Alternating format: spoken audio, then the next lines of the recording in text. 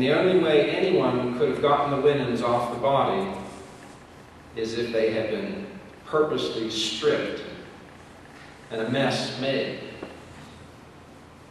But here Peter and John go in, and their grave clothes are just lying there as they had been,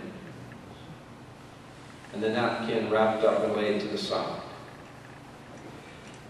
I think what they did see was just those grave clothes collapsed in on themselves. All the myrrh and aloe having created a cocoon almost, you could say.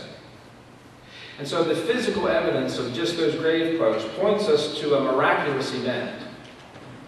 Something that some human being didn't do. Something that grave robbers didn't do. The grave clothes, the physical evidence, point to Jesus' body being raised in glory and power in a way that was, at that point, incomprehensible. Banging on the door to where they were staying, he and some of his disciples.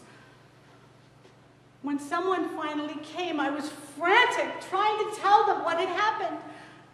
They looked at me as if I were mad. Finally, Peter came out. He said, "You have to come to the tomb. They've taken my Lord." He and John ran back to the tomb. I was to change my position to a job-sharing position so that I could be part-time and another person could be part-time and work it like that. And I tried and I tried. For a year and a half, I tried to convince them, and they just really weren't too interested. So finally I gave an ultimatum, and I said, okay, if this isn't going to work out, this is going to be my last day. And basically they said, okay, goodbye. And it was really crushing. I felt really unappreciated.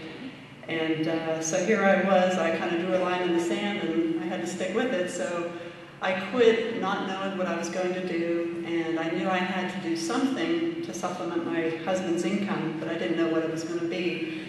So a friend of mine from the park, he gave me a magnet that said, things happen for a reason, just believe. And I knew that. And the day after I quit, I fasted and prayed all day long, and I prayed for direction.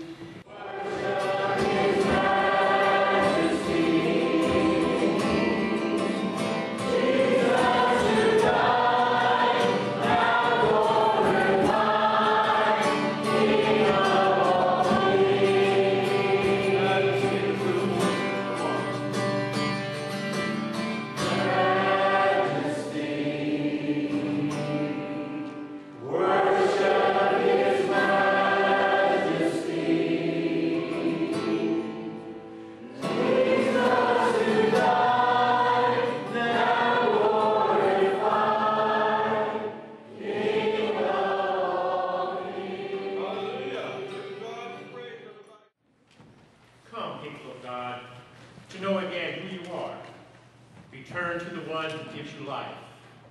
We come to the children of God, longing for a closer walk with our Creator. Come, all who see your own weakness and imperfection, for God is not impressed by outward appearances. We respond to our loving love and rejoice that there is a place for us here.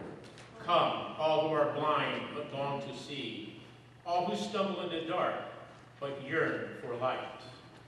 We are glad for this time of healing and refreshing, this hour of